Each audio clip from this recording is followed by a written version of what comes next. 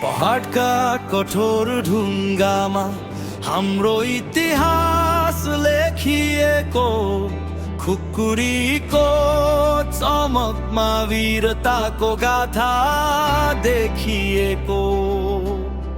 माटोको सुगन्धमै तिर तमो छुट्छ बगेर, यो जन्मभूमि